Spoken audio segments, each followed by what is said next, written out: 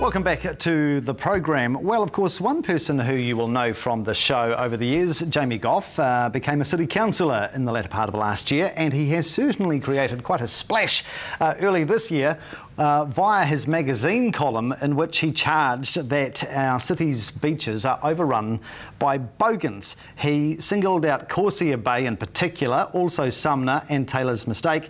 He reckons they are spoilt by every bogan in town. The very definition of the word bogan seems to be quite subjective. Some people consider bogans as if like it's a term of endearment. Other people think it's the equivalent of lout, yob, thug, Neanderthal, you name it. Do you think Jamie Gough has got a perception problem here, or does he actually raise some very valid points about who frequents our beaches, Ellie? I think it's probably a combination of being brought up in a certain way. I mean, we're all like that. I'm not being critical of that. And so he may have a perception that might not be a fair one. I also think it's a little bit to do with maybe slight immaturity. I mean that in a warm way, and that will change with experience. But you're right, the word bogan means many things to many people. I mean, one person's bogan is another person's Sheryl West, for goodness sake, who we all love. As opposed to Sheryl Sutherland. Yes, exactly. They're very different. No, very different. But I was really disappointed when I read that, because I thought that Jamie might have learnt that he's just got to be a little more careful with the use of words and with the voicing of his opinion. There are other ways of getting across what he's trying to get across without doing it in quite those terms. What's your idea of a bogan, by the way, Sam? I think that's where my view of it would come to the wider issue of looking at someone down on the beach who's breaking glass, who's doing donuts in the sand, and that general drunken antisocial behaviour. And really, I think, although maybe poorly worded, and that just comes in on myself and experienced in that way as well, in his role, you've got to be careful of what you're saying and where. But I like the fact that it was very open, and it was like, well, it doesn't matter what school you went to, where you come from, or who your father is. No one likes to go to the beach and get cut by a bit of glass and by a tyre that's left in the sand. And sadly, there is a bit of that goes on in Christchurch, and that's, I think, we need to take from this and look at the wider issue of it. But I mean, it was a bit of a story waiting to be written about Jamie, sadly, and it's where I sort of... It's a bit of a gift, really.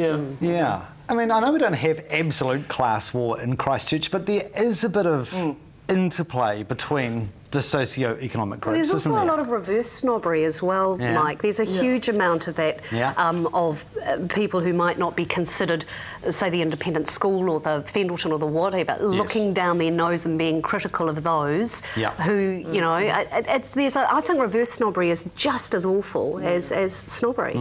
As someone, I went to Christ College, and I've often sort of occasionally had to say, oh no, I didn't go there, depending on what crowd you're in, because people really do judge you so heavily on that, and even when it's not good or bad, just where I went to school, and that's fine. But it is tough when you get to that situation, and it does go both ways. But there's no shortage of bogans and yobs that come out of Christ College, just like there is out of any other school. Yeah.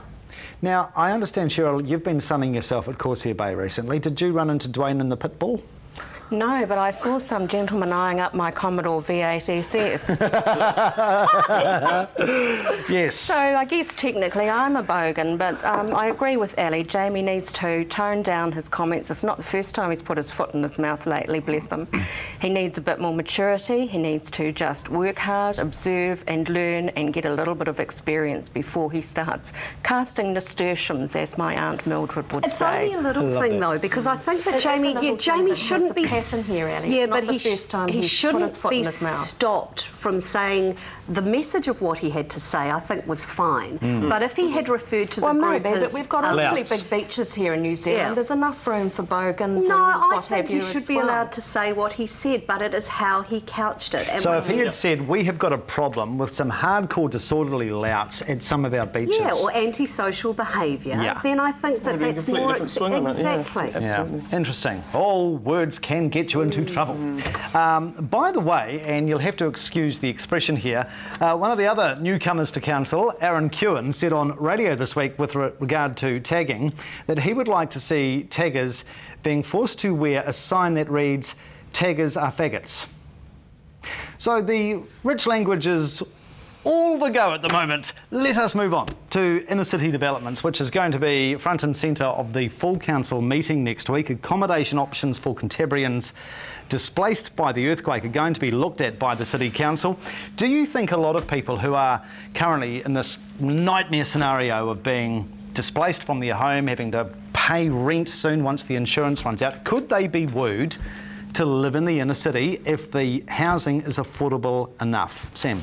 I think there's two categories of people we're looking at. It's not going to be for everyone to move into the city centre, but right now it's very expensive to live there. There's all those new park bridge down by the corner of the park. The development that's gone on in the last 10 years, or even 5 years, is so upmarket that it drives everyone else away, and it's got that perception that it is the upper class place, or sort of an up and coming place to live. When it's not, I think it's a fantastic idea. I would be really supporting having a more vitalised city centre like everyone, but it's important to get some housing in there. I think the Turners and Growers site, having, and there's a few others I think they're looking at, but I mean that's certainly one where there's potential to build nice housing for people, and it's going to, in the long run, some of the other benefits, like you won't have so many cars in town and that sort of thing. So you've got people in town who are spending money in town who don't bring their cars into town, which is such a huge problem, and not necessarily going out to the malls, but still having the option to do so.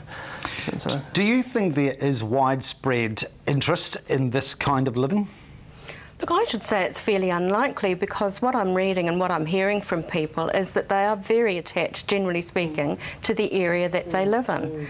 They don't want to necessarily come into the inner city, and let's face it, it's not a very welcoming area at this particular point in time. The idea by itself has merits, but I think it's a band-aid approach yet again by the council. The inner city looks a bit like Beirut on a good day. It needs to be tarted up. I saw in the paper this morning in a perspective piece that the garden festival that we have ought to be extended into the centre city, so businesses ought to be displaying flowers and all that sort of thing, so people are drawn from where the festival is into the inner city, buy a cup of coffee, pair of pantyhose or whatever you buy. I don't buy pantyhose these days. Pair of socks, you know what I mean. So I mean, the council needs to sit back and take a longer term view of what they can do in a more holistic manner. Oh, and while we're talking about words, can I just mention faggot? In the olden days, faggot used to mean a piece of wood that you used to light your fire. Teggers, pieces of wood you used to light your fire. Something like that. Maybe that's what Aaron meant. Also part of a chicken, aren't they? They're chicken in it, or I thought they were like a vegetable root, actually. Oh, goodness. Anyone Google? Someone Google? Yes, where's Wikipedia? Yes. Very quickly, I've got to go to the break. Okay, cart before the horse stuff. I agree with the Band-Aid, but it's putting the Band-Aid on the wrong bit of the leg. They need to sort out the city plan. What's going on? What I meant by that is there is an issue with the city, and there is an issue with getting people into the city, right? But what the council is doing is wanting to put a Band-Aid on another part of the leg that doesn't actually need it at the moment. That's a really bad analogy. The point is, too, the city plan needs sorting. They bought all those Henderson buildings to try and stop people from putting stuff on corners and into this inner city that didn't fit aesthetically or with the way they wanted the city to flow. Where the hell has that gone? Where is the city plan now?